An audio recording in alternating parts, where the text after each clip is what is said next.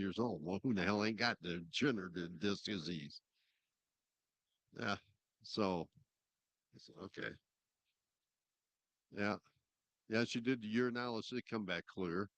But my A1C is 7.7. Well, she told me that I'm high. And I said, no, that was in the 70s.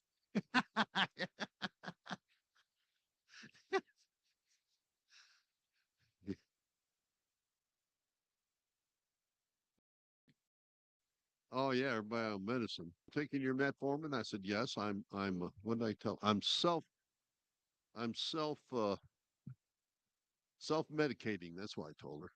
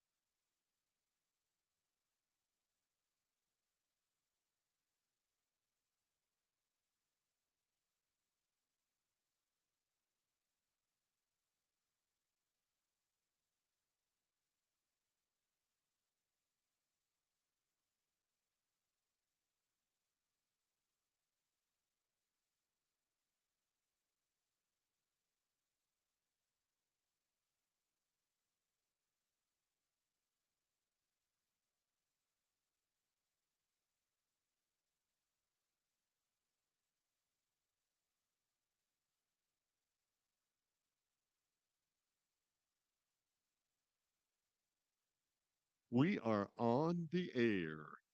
Welcome to Adot Ariel Wednesday Night Live. Welcome to our Hebrew classes. We are on what's lesson are we on, Jim? Six. We on lesson six.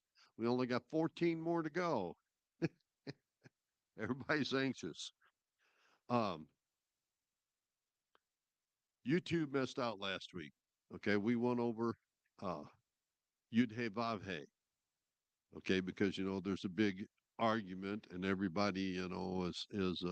In fact, there was even an argument here one time a few years back about uh, s- pronouncing the name, and Nehemiah Gordon, who's a scholar in that. Anyway, make a long story short, we was looking at it, and because some people argue that you cannot, there's no way really to pronounce the name. Well, I did some research, and I've done some more research since then. But in my research, I looked and I seen that the vowel points they said was placed there by the rabbis to make you say Adonai. Okay. So I thought, all right, the rabbis were the ones who were responsible for putting the vowel points in the first place so that they could pass down how it was. But then when did that happen? Okay. So we looked at it a little bit, and I went back and I looked up some more because a man that I really like that has the Ancient Hebrew Research Center pointed out, he even talked to him, Nehemiah, and he told him, he said in ancient language, if you wanted an O and like a ho sound, you use two vowels. And he said that he's never found two vowels in the manuscripts anywhere where there wasn't any vowel points. And who is it, Dr. Blizzard? He said the same thing. He said, really no way. But I went back and I looked again because I figured, okay, God said, this is my name forever. Is it important? Or because I've always taught that we need to know what the letters mean so that we understand um, what he's literally saying about this is his authority, because his authority lies in those four letters, Yud He Vav He, because literally it is a formula for life. Well, not in the original writings, as far as I know. The vowel points were, but then also when I went back and I uh, was researching some more about what Nehemiah Gordon had said, some of the oldest manuscripts that he has found, all the way back to the Dead Sea Scrolls, which is older than what I can't think of his name now. It ain't that terrible anyway. From the Ancient Hebrew Research Center, there are vowel points.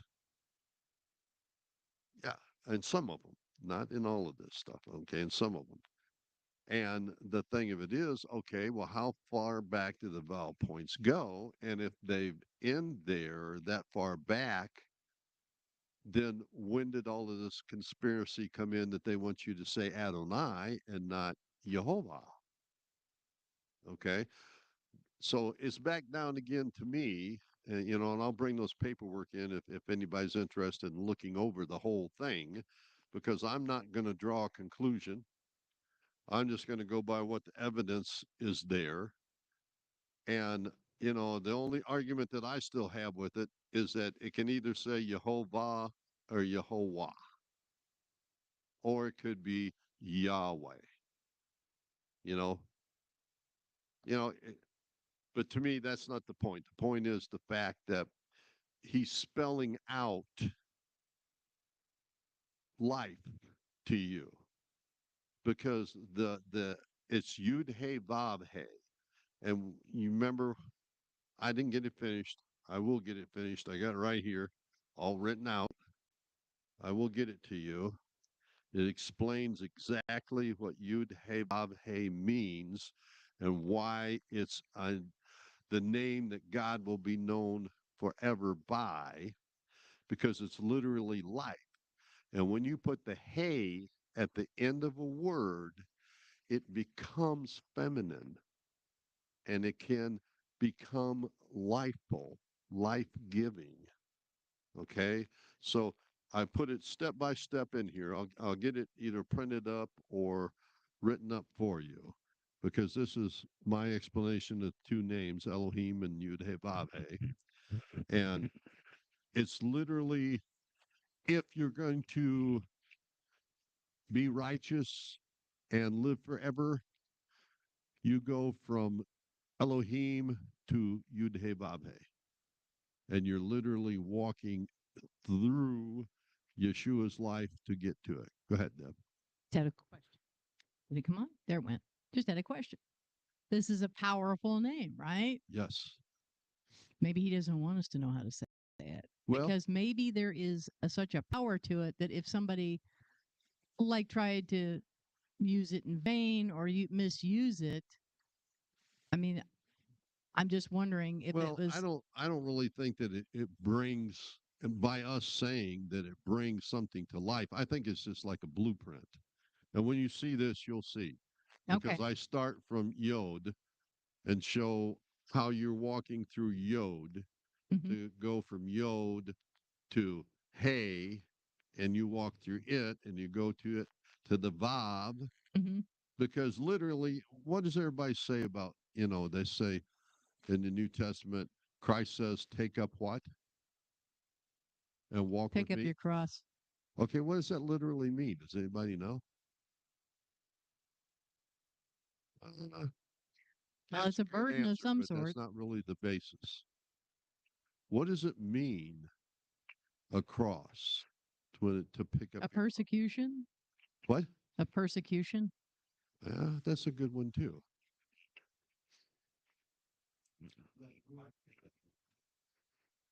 What does the Bible say about one who hangs on a tree? They're cursed. He's telling you, take up your curse and walk with him so that you can come out of that. That's what repentance is.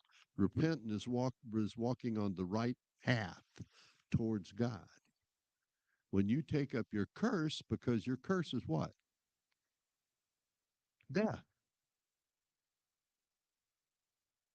So when you take up your curse and you leave death, what are you walking into? Life. That's merely what he's saying. But forever Christians has even strapped a cross on their back, and they call it a sacrifice. Well, that's a good answer, but it's way down here. It's not a foundational answer. What he's telling you is that you're cursed. That's why when you look at the word for man, ish, Ish means frailness or sickness. You're cursed. So take up your curse and walk towards life. That's all he's telling you. He's not telling you to take up your sacrifice because he was the sacrifice. He's telling you to get rid of that curse. Because what's the tree that they hung on? The tree of the knowledge of good and evil, is it not? Yeah. Right.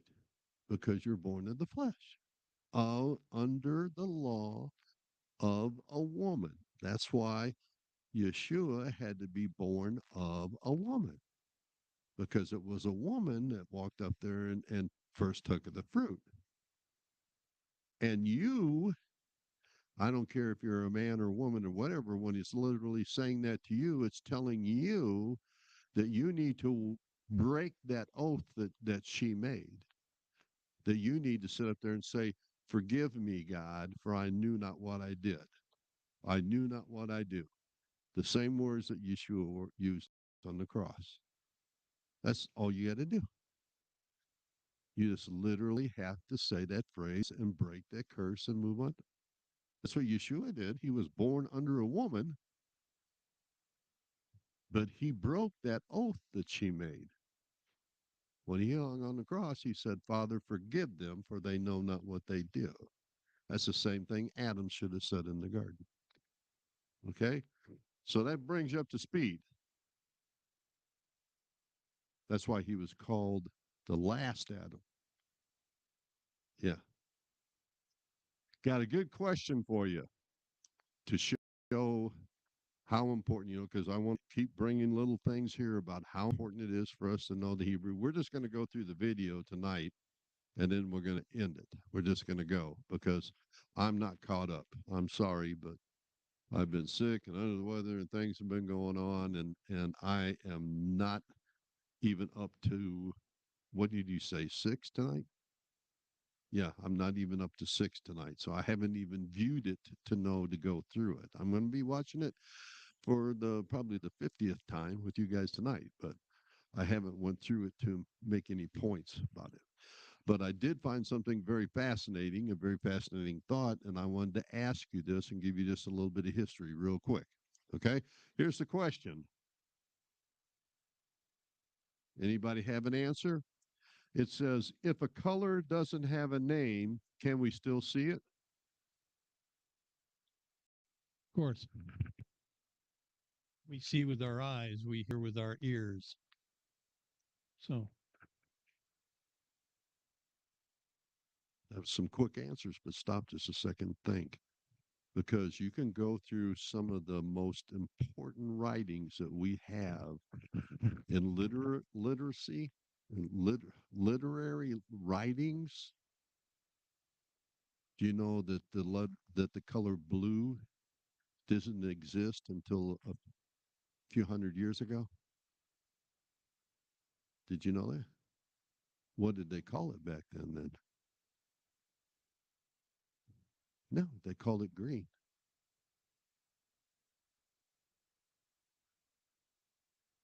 Yeah.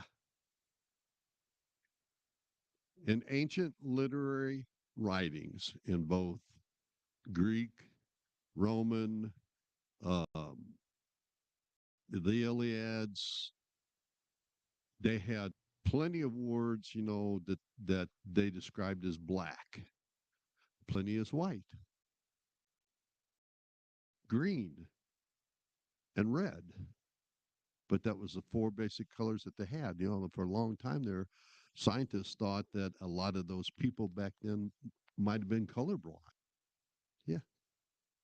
But that wasn't the thing of it, because looking at our eyes are no different now than what they were then, except there is some people that instead of having 4 pigments in your eyes, some of them has a 5th one. Some of them has only 3, but one doesn't work. And that's where you get color blindness at. But that other one, they can see up to 1,000,000 different variations of colors. Yeah. But they took and they looked at green. They could identify green because green, was everywhere. Grass, there's trees, but then when they seen blue, they could literally see the color blue, but they couldn't identify it. See what I'm saying? It didn't have a name. It wasn't until the Egyptians created the dye for garments that blue was identified as color. They called it green. Yeah, in the writings they called it green. There was different. In fact, with some of the tests that they have done today, there's I can't tell you for sure what um, country it is, but anyway, they tested some of the people there, and they went real fast, flashed different variations of the color green to us Americans that looked like the same green, but they give you the names as they come up because they had various names for the different shades of green, but it looked like the same to us. In fact, they put a chart up there, I think, that had 12 different colors of green, 12 different greens in it. All of them was the same except for one. It was just a little bit lighter. Nobody could pick it out except those people. They could pick that out because they were used to it. So my point is that God told them his name because they didn't identify him or understand him before then.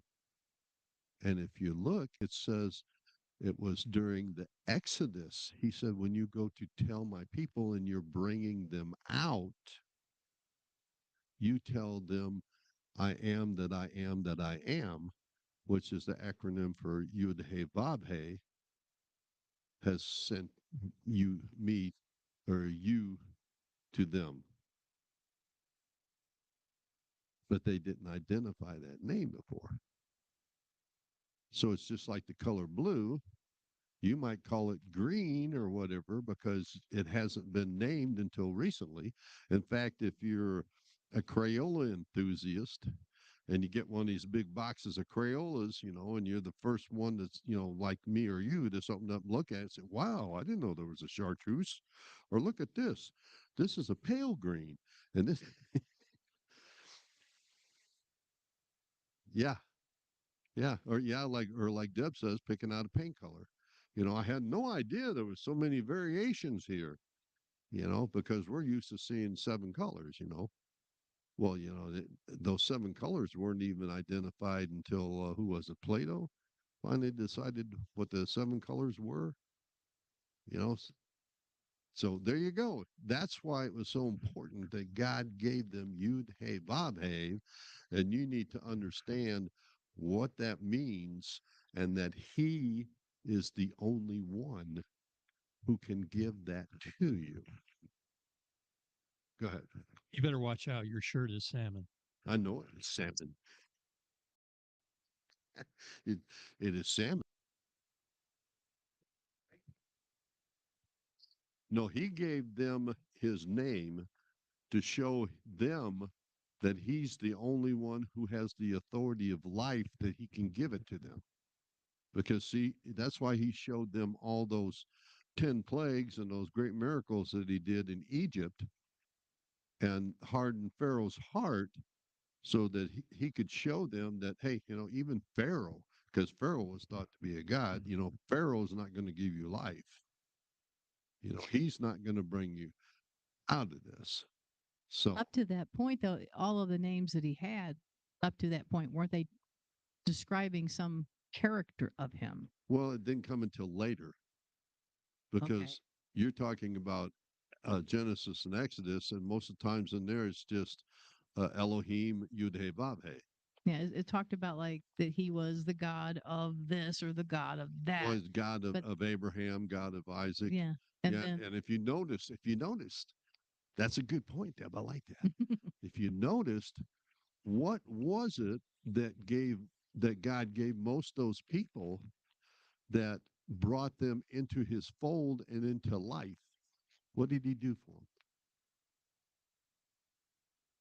He changed their names. Oh yeah, he changed their name. He added hey to their names, like Abram to Abraham, hey, Sarai to Sarah, hey. Usually he added a hey to the end of their name. Yeah. Yep, green to blue. But see, that's just it. When he adds that to you, he's the life giver. Everybody else can play like they are, but they're not. That's why the adversary's kingdom is the kingdom of the dead, and God is not the God of the dead. He's the God of the living. Okay. But that's why these Hebrew letters are very, very important. If we really get to know them, there's no secrets that we can't find out.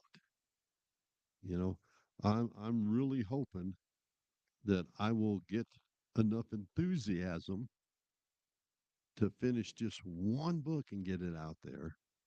And that would be on Bereshit, showing that Bereshit is exactly what everybody else knows it is, but they don't want to say.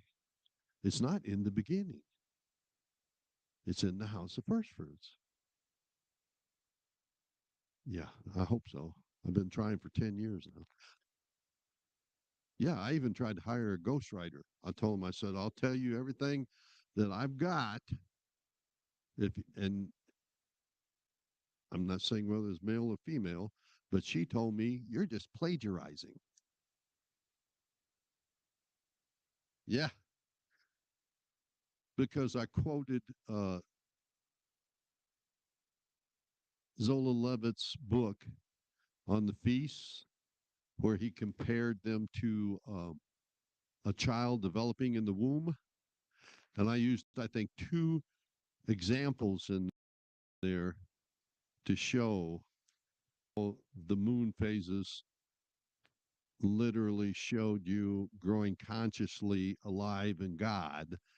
And I was told that I was plagiarizing. So You're not plagiarizing if you give credit to where you got it. I hadn't even finished it yet. I was just going to let her be the Right. I mean, ghostwriter, and I if you said, told her I got it from this, I said, then, here's all my papers. This is where this was the very first day. oh Lord. This woman had done this stuff professionally for other people. Yeah. Huh. But I tell you, the only thing I could see was she did not like that I might have appeared to have been a little bit more intelligent on the subject than what she was. Yeah, so she shot me down. That Was was the she a one believer? that was the one I was telling you about, that when I was teaching at the other shul, stood up and started banging the tables and everything and Oh my. telling me that I was wrong. And I said, look, if you got something to say it. Right. Yeah, that's well. Yeah. Well, yeah, don't beat around the bush, but like I always told Moshe says, well, if you do something wrong, say something. I said, I'm not going to say nothing to you while you're up there in that pulpit. When you get out, we might have a conversation. But I said, I'm not going to say anything to you that's going to throw, the whole congregation out of disarray and Right. because that doesn't do anything but cause confusion. So if I got something I want to discuss with you, I'll do it after you're out of here, not during. I guess that's common in the synagogues when they have discussion groups. I don't know if Yeah. they do it during the service, but that's common. They go at, Yeah. and so that's probably why he said that to you. But Well, that's not the way I don't think he really. I don't think he really. Well, I don't know what the reasoning was. That was, it just he made that mark, and I reminded him, no, I wouldn't do that. There's no way I'd be that disrespectful to Right. you or anybody else. I wouldn't do that. So, with that said, is there any questions about any of the? Can you see why that's a question because literally, how can you call something by its name if it doesn't have a name? If it's just a shade of something that's already identified as green, see what he's saying? When he says, what God shall I say sent me? Egypt had how many gods? You know? So, see, it's very important to be identified. That's why they want you named when you're born, because that name is going to carry all kinds of information and everything about you. And if anybody wants to know anything about you, all they got to do is look you up. It's interesting in the kingdom to come, we'll get a white stone with our name on it. Yes. But and I'm assuming that God's going to invent a new name for each one of us so we don't get confused with anybody else. Well, and guess what a white stone means? You know what a white stone means. Come on, you've been in clubs before. In what? In clubs? In clubs? Yes. Oh, When you're voted in, what do they do? oh, They sit there and they pull a stone out. If you get blackballed, there's usually a ball in okay, there, and then right. somebody pulls it out and they blackball you. Uh-huh. But a white stone, you're accepted. You're accepted. Yeah, and in Hebraic thought, your um, honor, or what do you want to call it, your crown is given to you by a name.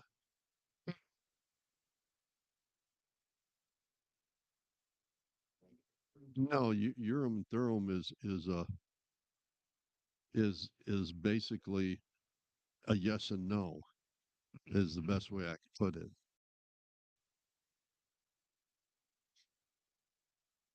You need to have that mic. Nobody out there can hear what you're saying. I'm sorry. We'll get to the video sooner or later. It reminds me of the Urim and Thummim. I think I'm saying that right in the Bible, in the middle of the breastplate of the high priest of Israel. And I heard that that's like the only way they could ask God a question. And then whatever stone they got would tell them yes or no. Well, let me ask you this. Have you ever found that in scripture? Or did you see it in the Midrash or No, but I the do know. Talmud or I heard it somewhere, but I do know that when I was reading the Bible, I came across the book of Esther, and I think it was in there. They said we should consult the someone with Urim and Thummim, something like that. Well, the reason that they're doing that is because, and see, there's other people that would tell you that the oral Torah is a lie and has nothing to do with the standings of scripture and everything else, but that's where your blessings and everything else are at for your wine. It's not written in scripture. What the blessing is over the day or over the wine or anything. Those were developed. Man has a part in Torah. You believe that, right? And it can also be corrupted, right? That's why the letter Sheen, can stand for corruption. Yeah. Because it can go either way. It can either be, for righteousness or you can corrupt stuff. Well, they said that the Urim and the Thummim, what it did was when they were asked a question, that the priest would go out, after making sacrifice and everything, he'd sit there and he'd ask God the question, and either one of them lit up or the other one lit up, is what they said. And it was either yes or no. Basically, it was just a yes or no answer, and there wasn't nothing really spoken out from there. It's the same thing with casting lots. But the problem with casting lots was that it was totally left to chance. See, this was just like wetting the wood down on the fire, and then telling God to bring the fire down and light the wet wood. Yeah, there was no way that other than God doing it, it was being done. So they went and asked them, because there was no way that those stones were lighting up other than God doing it. But casting lots, you can just take lots and shake them up in a can, pour them out, you know? Yeah.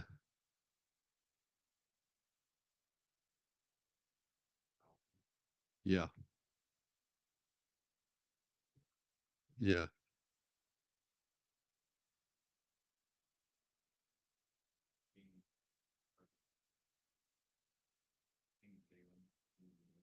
Yeah. You know, they can't hear a word you're saying, though.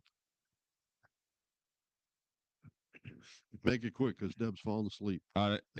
Yeah, real quick. The book that I remember now is The Alchemist, and there's a boy that's a shepherd, and he goes looking for like treasure after he sees it in his dreams, and he meets Melchizedek, and he gives him the two stones. Yeah. You know that's a journey about a guru that travels around the world, right? Yeah. Okay. Anyway, so go. So anyway, we are going to watch the movie, right? Okay. Watch the video. This is number 6. We only got 14 more to go. I know what I want to ask you real quick. Is anybody? I know I don't celebrate. I'm just wondering, is any, go have family or whatever at Christmas to where they can't be here? That they want to cancel classes during that time or what?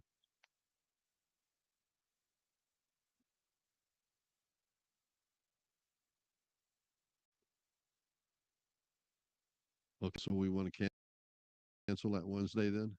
Friday, you gonna do that too? Okay, so that week, classes are canceled, right? Okay, Wednesday of the week of the 14th. That's what the 17th, Monday, Tuesday, Wednesday, 16th, 18th, right? The next Wednesday, yeah, next Wednesday we're gonna be having our Hanukkah party and lesson. I'm just gonna explain. Basically, I'm gonna tell you what has to do with us today and give you a little history behind it, why we're celebrating and why we're doing things. We're actually going to have hands-on. That was the way that I was taught to teach classes in the fire department. I took guys out, gave them, and I said, okay, this is what we're going to do, and this is the steps that we're going to do it. So we actually did it while we were going through it. Okay, so that's basically, yeah, the 17th. So that's basically what we're going to be doing. We're going to be doing a hands-on things. We'll light the candles. We'll talk what it means lighting the candles, why there's 8 branches on that menorah instead of 7. And well, actually there's 9, but the 9th one is the servant candle. And yeah, yeah, yep. Sunday night. Sunday night's when you light the first candle. Yeah. Yes. No. No, you light them both at the same time. Yeah. One can't be lit without the other. Yeah. Yes. Sunday's the first candle's lit. It always comes in pairs. Remember that. Pairs. The serving candle, the candle. The serving candle, the candle is added, and then the other candle.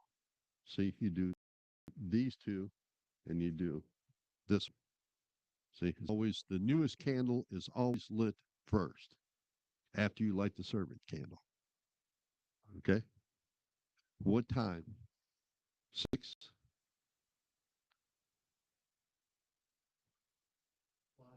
6:30.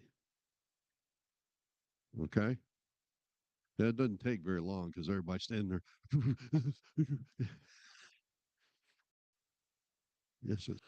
Light these candles. Oh, did you get a donation or no?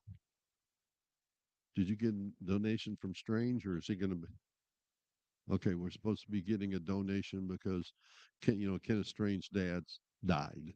The one who founded the Dot Ariel, he died. Larry had to go do the service because I couldn't go do it. So he he went and did it, and he said he was going to pay us. And I said, no, don't pay us. Just give it to a donation to the congregation if you want to do something. So that should be coming sooner or later, I would hope. Anything else? Anything? Anything? Yeah, you want a pin? Here you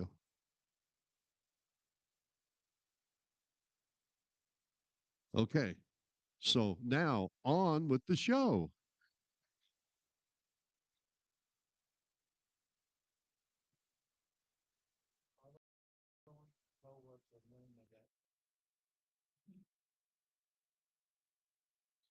Aleph, Bet, Gimel, Dalet, Hey, Tav, Zayin, Chet, Tet, Yud, Kaf, Chaf, Lamed, Mem, Nun, Samech, Ayin, Pei, Fet, Tzadi, Kuf, Resh, Shin, Sin, Taf.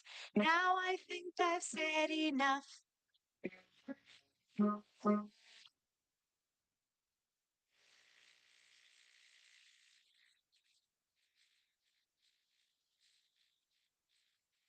Welcome again to another lesson in our series from the Aleph Bet, a program for anyone of any age who wishes to learn how to read and understand Hebrew. And we always say it's especially the Hebrew that's part of the Jewish experience in America. I'm Mark Golub. It's always wonderful to be with you, and it's always wonderful to have your feedback. Thank you very, very much. Now I'm very anxious to teach you a new Hebrew letter, and it's the only Hebrew letter which makes a sound that we do not have in English. You know, every language has sounds that are unique to that language. So, for example, we have the TH sound, as in the word the, which for me was the most difficult sound to learn as a child. The idea that a T and an H would make a th sound as opposed to a th sound, it made absolutely no sense to me as a child. Anyway, there's no th sound in Hebrew, and there's no ch sound in Hebrew. The sound we make when we put a c and an h together, as in the word cherry.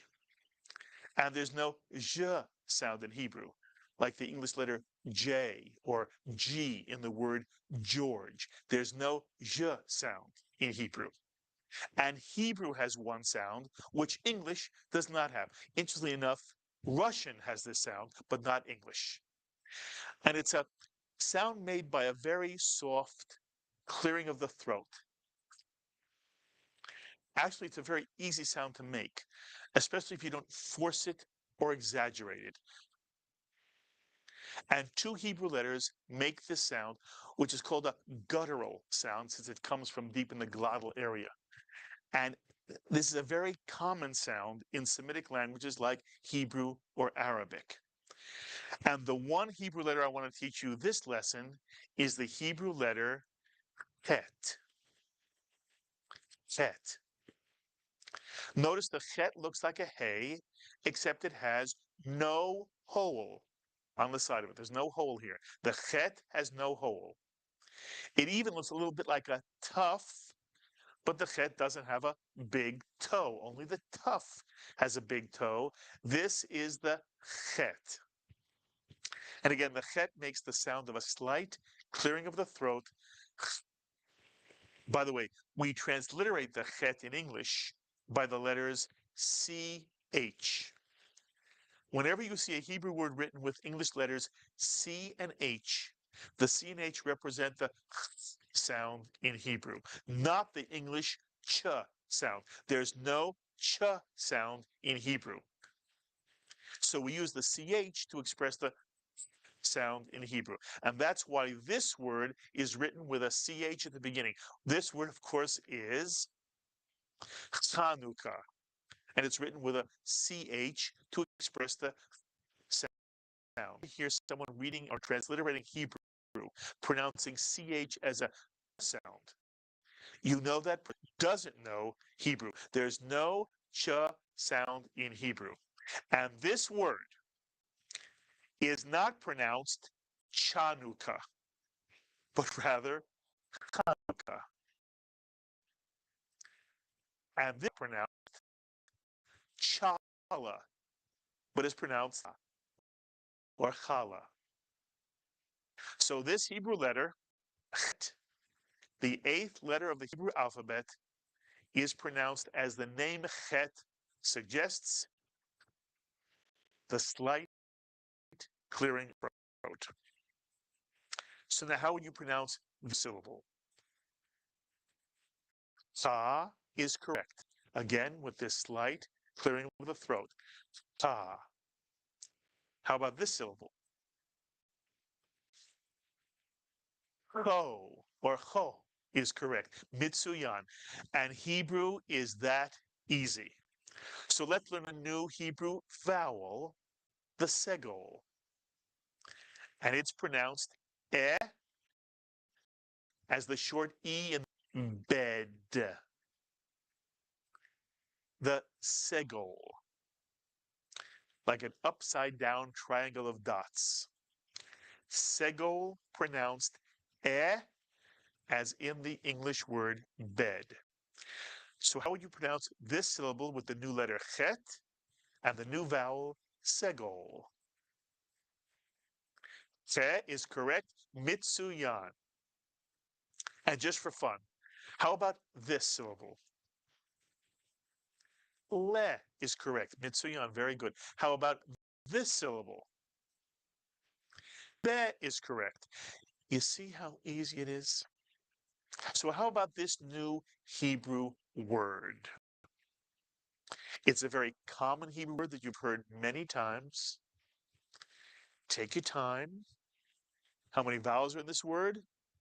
2 is correct. Both of them are the new vowel segol. And what are the letters of this real Hebrew word? The letters are lamed, tet, and the final mem. So read each syllable separately and then put the 2 syllables together. How will you pronounce this real Hebrew word? Lechem is correct. Mitsuyan, mitsuyan, lechem.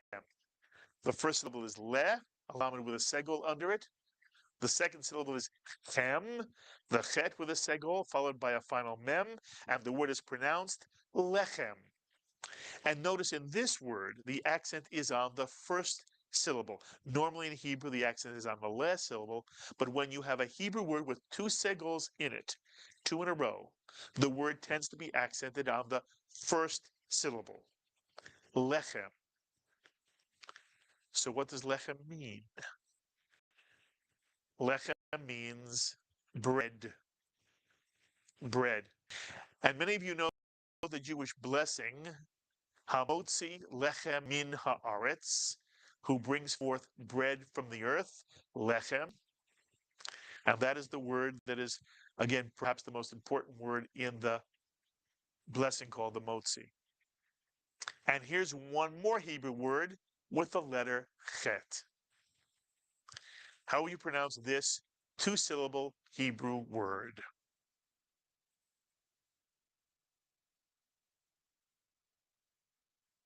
Chala is correct. Mitsuyan, mitsuyan, mitsuyan. And what is chala? It's the holiday bread Jews eat on Shabbat and on other Jewish holidays. It tends to be twisted and braided on Shabbat, and it tends to be round on other Jewish holidays. But either way, chala or chala, as many people say it, chala is delicious. Alex, is challah delicious? It's superb. It's superbly delicious. And by the way, challah obviously is a type of lechem, a type of bread. And so now the fun is to go on and teach you another Hebrew letter and another Hebrew vowel. And the first letter I'm about to teach you, I've never come up with a good hint, a new trick to understanding what the sound of this letter is or what the name of the letter is. You may come up with your own. If you do, by the way, feel free to email me or to mail me your suggestion for how I can associate something with this letter. But Alex, let's put the next letter up on the screen. This letter is called the nun in Hebrew. The nun.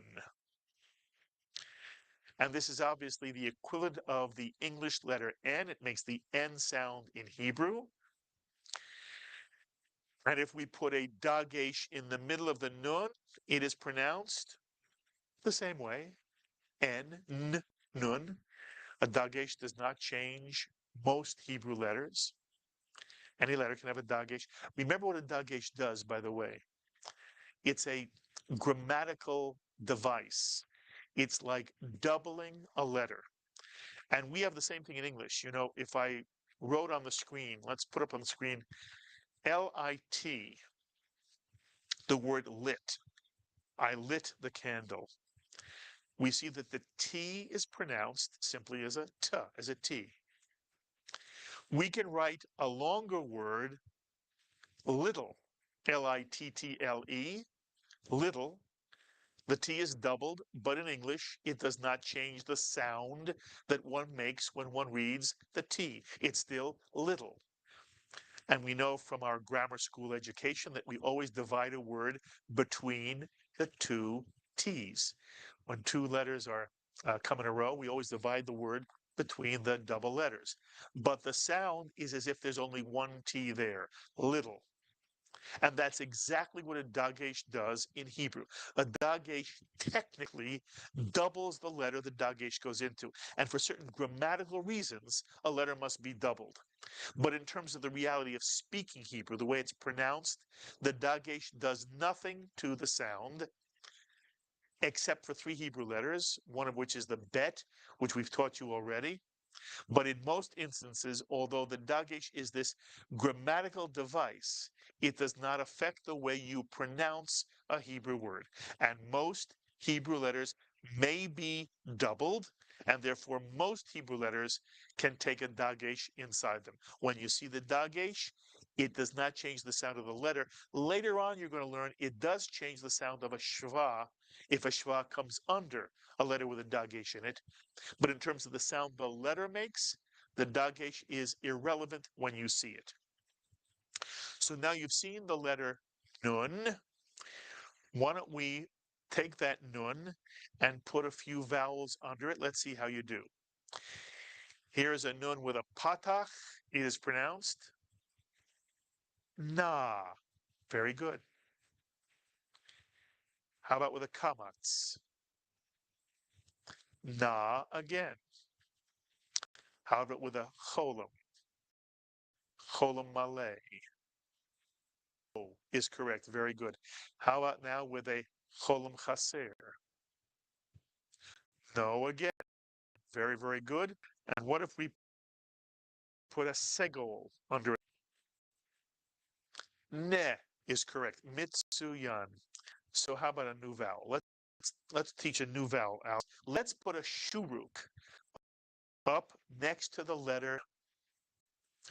Notice the shuruk is a vertical line with a almost a inside it. We're going to teach you that this is also a Hebrew letter, and if it's a letter, the dot inside is a dagesh. We'll deal with that later. Right now, this vertical line is part of the vowel. This is the vowel U in English, and it's called a shuruk.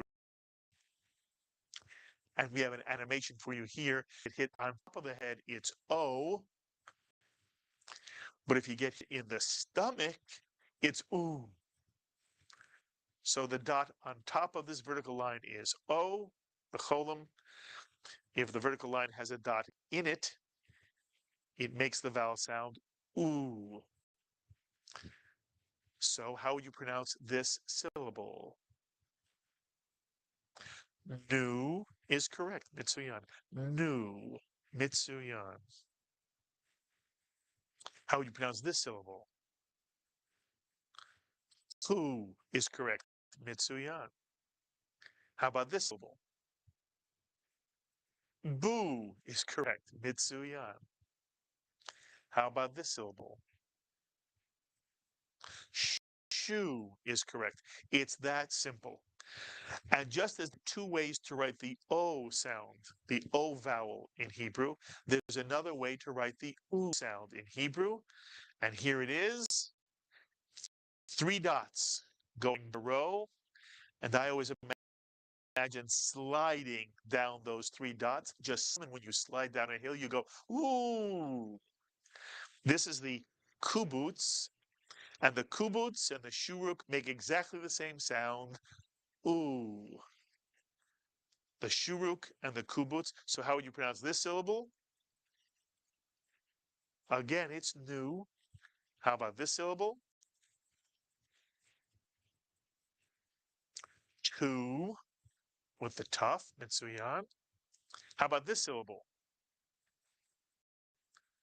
Ooh, that's right. It's silent aleph with the kubutz under it. And these are the 2 vowels which make the ooh sound. I want to show you another Hebrew letter. Take a look at this letter, and it looks very much like a letter you've already learned. And Alex, we're going to put right by its side the letter that it looks like. It looks like a bet. But notice the bet has the bed, and this new letter is sort of like a backwards C in English. There's no bed. And that's the way you easily distinguish this new letter from a bet. And this is the letter kaf in Hebrew. Kaf. Kaf. And one of the things you really have to memorize is that a kaf with a dagesh in it makes the English sound of k, k, kaf. And some people have said it reminds them of a cat's eye to get the k sound. Some people think of it as what used to be cufflinks that men used to wear, and they often were round, and so you put a cufflink inside the cuff. I happen to like that one. The cuff has a cufflink inside, but please remember the cuff has the dagesh, the little dot inside it, and the cuff is one of the 3 letters that does make a different sound depending on whether it does or does not have a dagesh. When the cuff has the dagesh, the cufflink, it makes a K sound. Later on, we'll learn that if you take the dagesh out of the cuff, it makes the same sound as the chet, the slight clearing of the throat. But today, we're only concerned with the cuff that has a dagesh, or a cufflink inside it, or a cat's eye. It is the cuff, the K sound. So if that's true, let's try these 1 vowel syllables. How would you pronounce this syllable? Ka is correct. That's with the patach. How about with the kamatz? Ka is correct again. By the way, what if we add a hey to this syllable? How would you pronounce it now? It's still ka. Very good. At the end of a syllable, the hey is silent. Ka. How about this syllable? Ko is correct, mitsuyan. And this syllable? Ko again, the cholam chaser, it's still ko. How about this syllable? Ke is correct, mitsuyan, ke.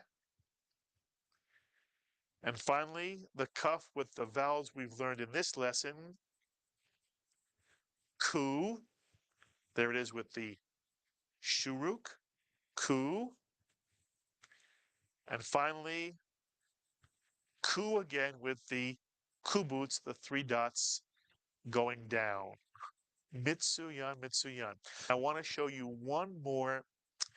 I wouldn't say it's tricky, but it's something you have to really understand.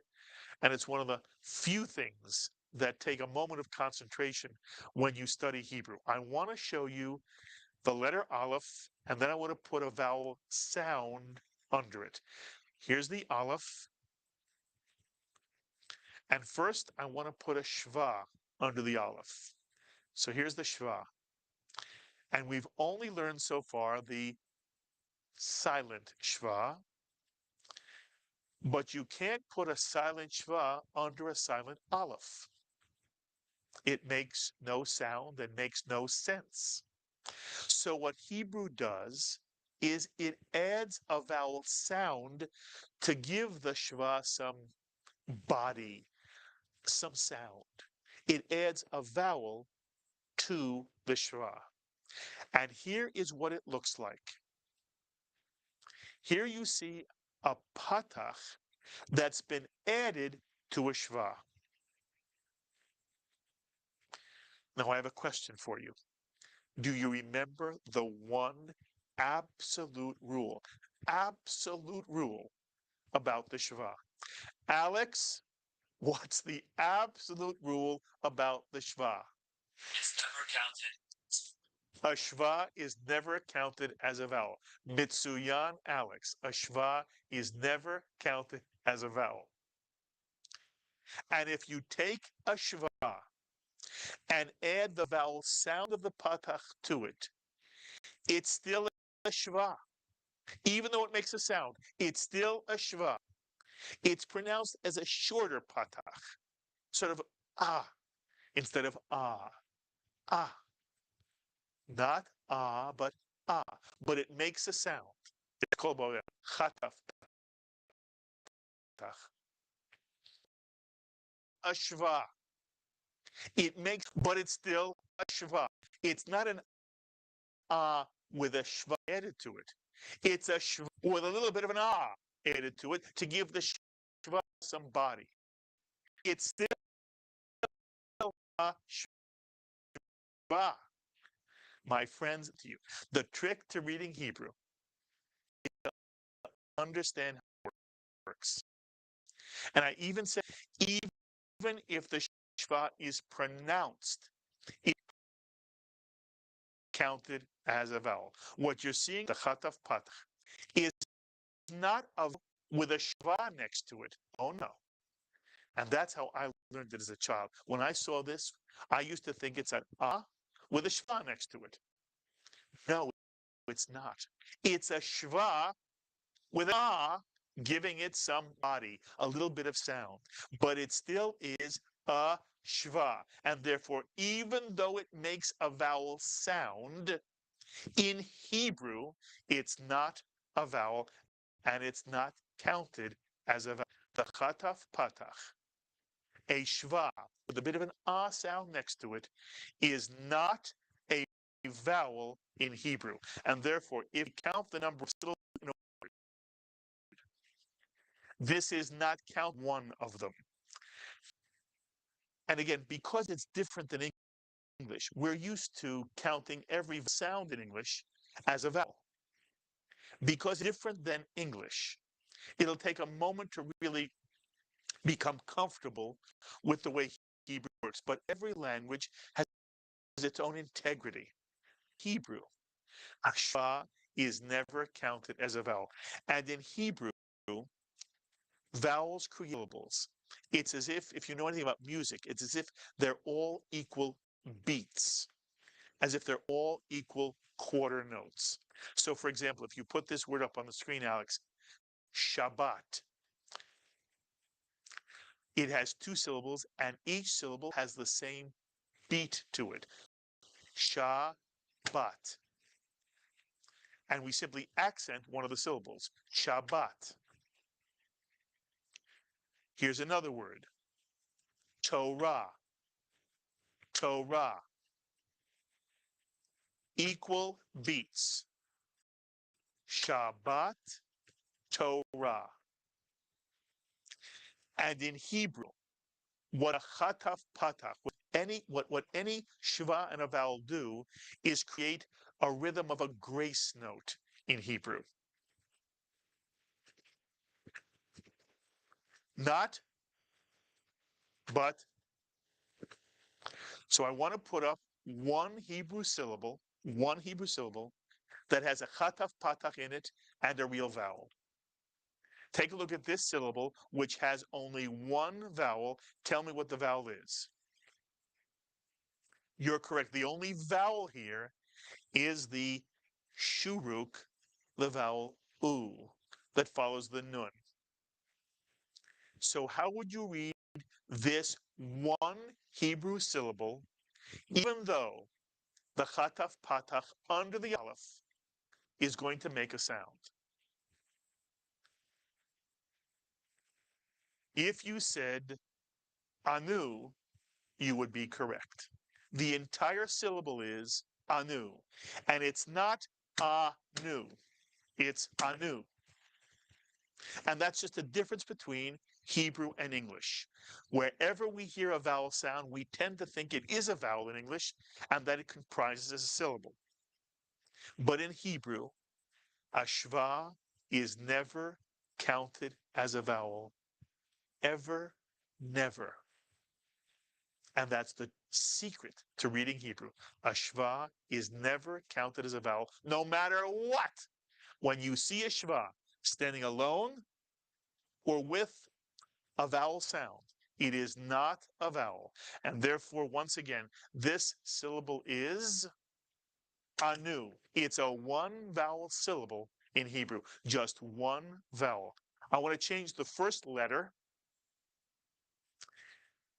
and see if you can now read this one syllable, because the chataf patach under the first letter here, the chet, is not a vowel. So we still only have one syllable. Can you read this one Hebrew syllable?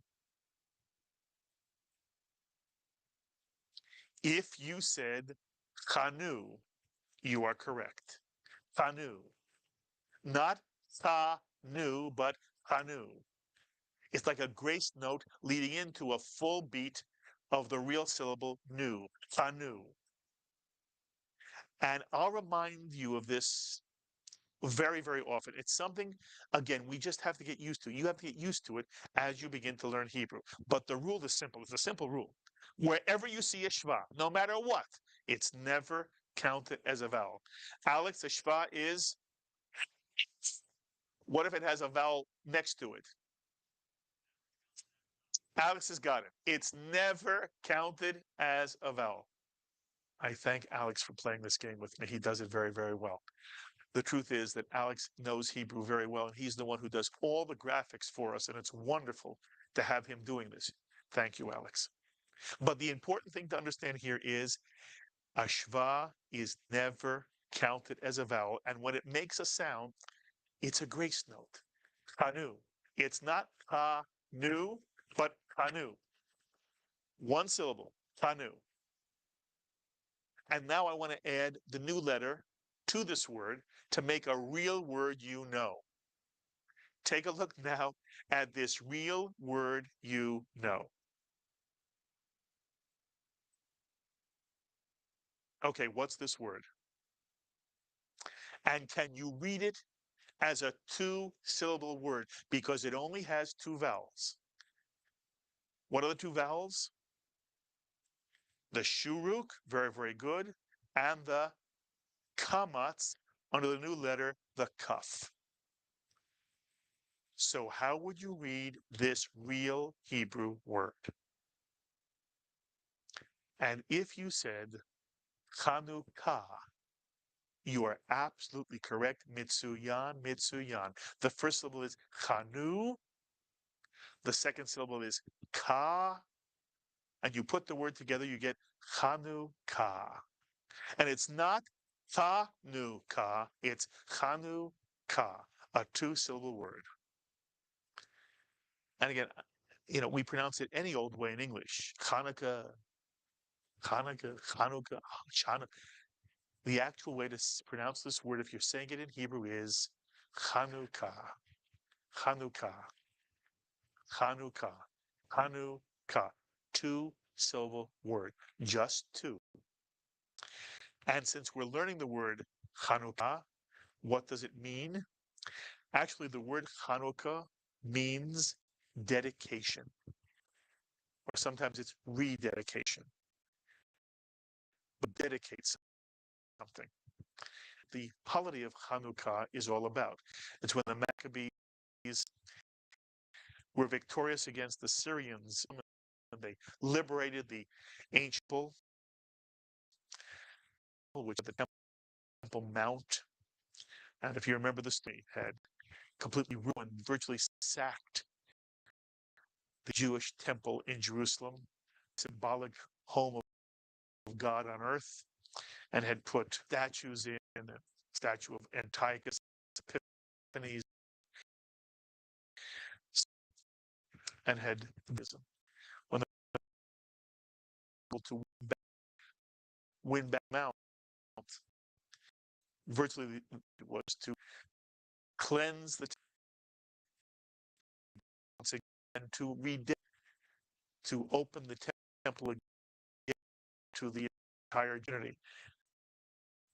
Rededication is what the central purpose, rededication of God's home on earth. And because when the first temple was built by King Solomon, and when he built it, he again dedicated it for the very first time. And he dedicated it on the holiday of Sukkot, an 8-day holiday. When the Maccabees wished to rededicate the temple that they had cleansed, they decided they would create a second Sukkot. And so the holiday of Hanukkah was celebrated by the Maccabees for 8 days. The Solomon had commemorated the opening of his temple, the dedication of his with an 8-day holiday. And the Syrians actually had kept the Jews from celebrating Sukkot when it came around in the calendar.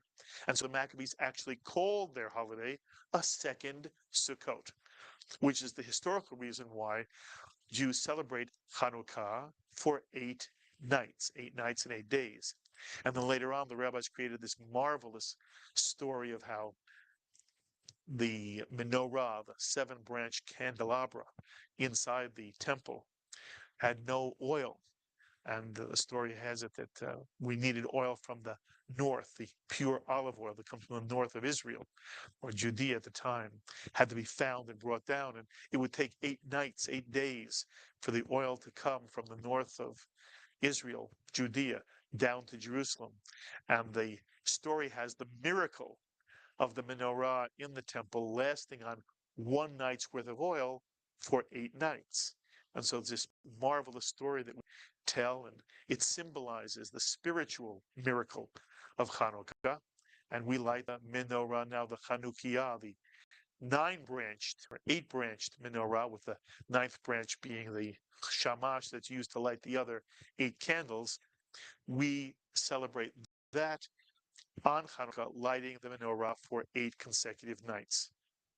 But the word Hanukkah means dedication, and it's what the Maccabees did with the temple after they defeated the Syrian army back in the 160s, 163, 162 BCE.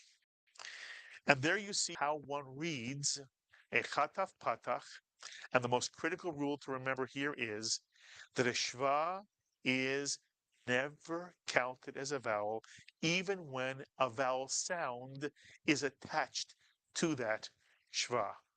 And so in this word, Chanukah, there you have a 2-syllable word, the U, the shuruk, and the kamatz under the kaf. And the first syllable is Chanu, and the second syllable is Ka. As always, I hope you enjoyed this lesson from the Aleph Bet. And if you would like Hebrew sheets that reflect this lesson in our series from the Aleph Bet, remember that we put on our website both lesson plans and worksheets that go along with our series from the Aleph Bet. And if you have the chance, let me know your thoughts to our studies together.